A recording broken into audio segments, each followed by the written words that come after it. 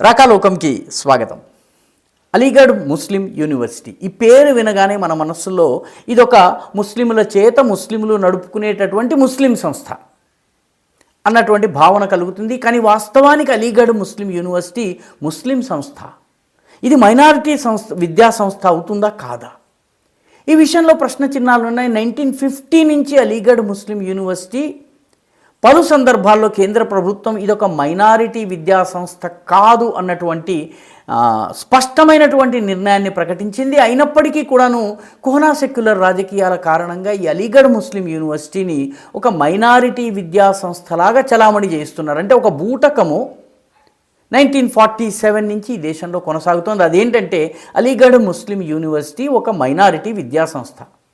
పర్యవసానంగా అలీగఢ్ ముస్లిం యూనివర్సిటీ ప్రత్యేకత ఏంటంటే ఇక్కడ 50% రిజర్వేషన్స్ ఫర్ ముస్లిమ్స్. ముస్లిం విద్యార్థులకు 50% రిజర్వేషన్ ఉంటుంది. అంటే ఎస్సీలకు, ఎస్టీలకు, ఓబీసీలకు ఇవ్వాల్సినటువంటి రిజర్వేషన్స్ ఇక్కడ అమలు కావు. మిగతా దేశంలో అన్ని యూనివర్సిటీలు అమలు అవుతాయి, వాటి కోసం పోరాడతారు. అలీగఢ్ ముస్లిం యూనివర్సిటీలో అవి అమలు కావు, అడిగే ప్రశ్న లేదు. ఎక్కడన్నా బావ, అలీగఢ్ ముస్లిం యూనివర్సిటీలో బావ కాదు. రోడ్డంతా జై భీమ్. అలీగఢ్ ముస్లిం యూనివర్సిటీలో జై భీమ్ లేదు, ఓన్లీ జై భీమ్. ఇది 1947 నుంచి ఇది కొనసాగుతూ వస్తోంది. ఎవ్వరు కూడాను అలీగఢ్ ముస్లిం యూనివర్సిటీ వాస్తవంగా ఇది ముస్లిం మైనారిటీ విద్యా సంస్థ అవునా కాదా అన్నటువంటి ప్రశ్నను తేల్చలేదు. పలు సందర్భాల్లో ప్రశ్నలు వచ్చినాయి.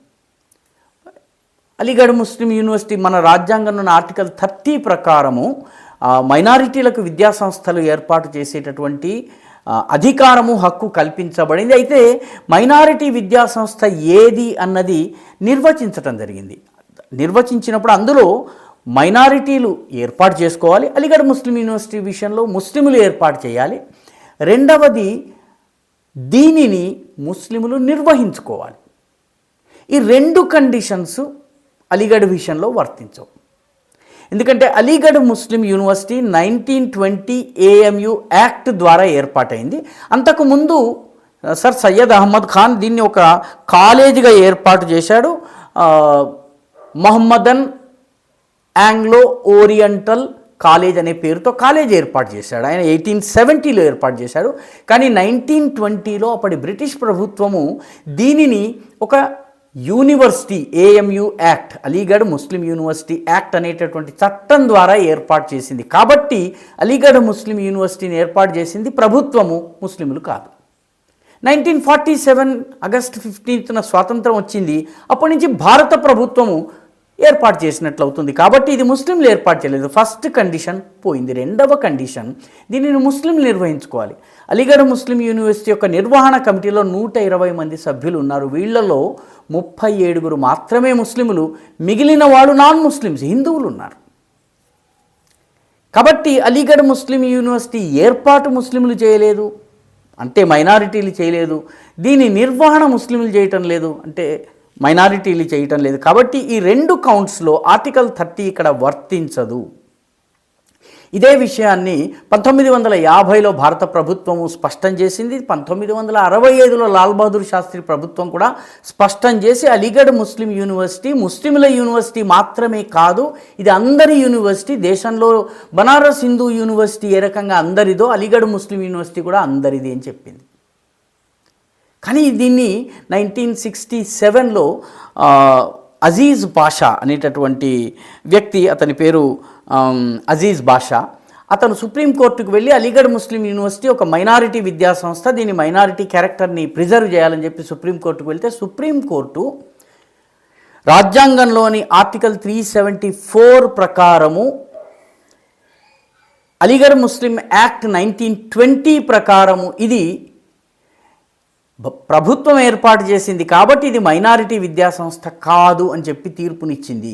1969లో ఇచ్చిన తర్వాత కోనా సెక్యులర్ ప్రభుత్వాల అధికారంలోకి వచ్చినాయి. అప్పుడు ఓట్ల రాజకీయాలు ప్రారంభమైనాయి. అప్పుడు అలీగఢ్ ముస్లిం యూనివర్సిటీకి కొన్ని ప్రత్యేక ప్రతిపత్తులు కల్పించడం మొదలుపెట్టారు.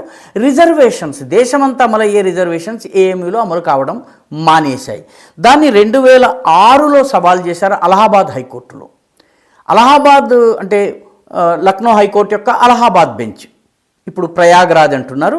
ఈ ప్రయాగరాజ్లో ఈ 2006లో ఇచ్చినటువంటి తీర్పు ఏదైతే ఉందో ఈ తీర్పు ప్రకారము దీనికి మైనారిటీ క్యారెక్టర్ లేదు అని చెప్పి రిజర్వేషన్లు అమలు చేయాలని చెప్పారు. కానీ ఇప్పటి వరకు రిజర్వేషన్లు SC ST OBC ex servicemen EWS reservations Aligarh Muslim యూనివర్సిటీకి ఇప్పటికీ కూడా వర్తింపజేయటం లేదు.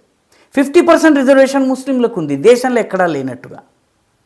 కాబట్టి దీనిని 1969 చట్టం ఏదైతే ఉందో దానిని అప్పుడే సవాల్ చేయటం జరిగింది.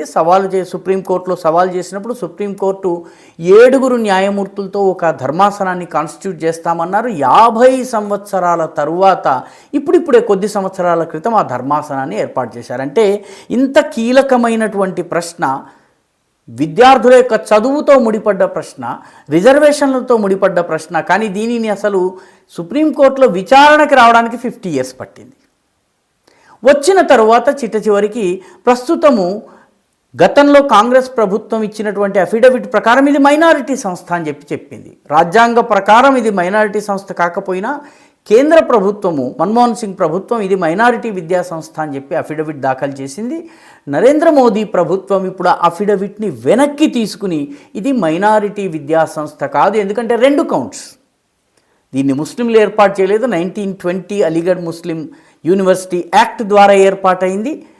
అదేవిధంగా దీని యొక్క నిర్వహణ కమిటీ ఏదైతే ఉందో ఎగ్జిక్యూటివ్ కమిటీ అనవచ్చును, లేకపోతే రకరకాల ఏ పేరన్నా పెట్టవచ్చు. దానిలో 120 పీపుల్లో ఓన్లీ 37 మాత్రమే ముస్లింలు ఉన్నారు. కాబట్టి హిందూ మెజారిటీ నిర్వహిస్తున్న సంస్థ కాబట్టి దీనికి మైనారిటీ క్యారెక్టర్ లేదని చెప్పి ప్రభుత్వము చెప్పింది, అఫిడవిట్ దాఖలు చేసింది.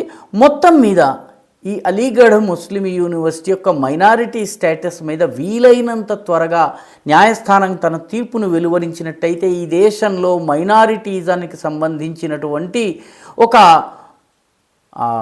చిహ్నం ఏదైతే ఉందో, వేర్పాటువాదానికి చిహ్నము, ముస్లింలు మిగతా భారతదేశం నుంచి వేరు అన్నటువంటి భావాన్ని పెంచి పోషించి పాకిస్తాన్ భావానికి, ఆ విషసర్పానికి పాలు పోసి పెంచినటువంటి అలీగఢ్ ముస్లిం యూనివర్సిటీ విముక్తమవుతుంది.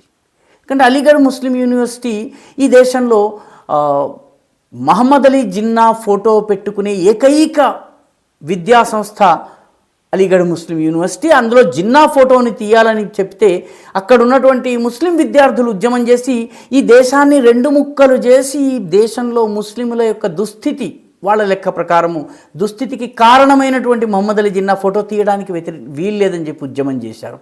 అలీగఢ్ ముస్లిం యూనివర్సిటీ యొక్క భూమిని ఇచ్చినటువంటి వాడు హిందూ దేశభక్తుడు, స్వాతంత్ర సమరయోధుడు రాజా మహేంద్ర ప్రతాప్. రాజా మహేంద్ర ప్రతాప్ యొక్క జయంతి అలీగఢ్ ముస్లిం యూనివర్సిటీలో జరపడానికి వీల్లేదని విద్యార్థులు చెప్తారు. భూమినిచ్చిన భూదాత ఎవరైతే స్థలదాత ఉన్నారో ఆయన జయంతి జరగదు. దేశాన్ని 2 ముక్కలు చేసి వెళ్ళినటువంటి మహమ్మద్ అలీ జిన్నా ఫోటో తీయడానికి వీల్లేదు. ఇటువంటి వేర్పాటువాదానికి అలీగఢ్ ముస్లిం యూనివర్సిటీ మొదటి నుంచి కూడా కేంద్రంగా ఉంటూ వచ్చింది.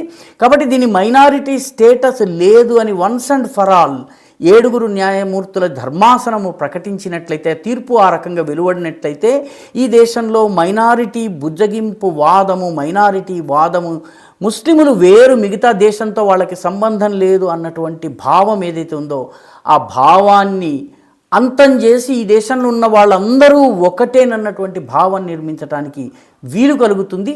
వీలైనంత త్వరలో సానుకూలమైనటువంటి తీర్పు వస్తుందని ఆశిద్దాం. ఈ వీడియో మీకు నచ్చినట్టయితే లైక్ చేయండి, షేర్ చేయండి, ఈ ఛానల్కు సబ్స్క్రైబ్ చేయండి. మీ అభిప్రాయాన్ని కమెంట్ల రూపంలో తప్పనిసరిగా పంపించండి.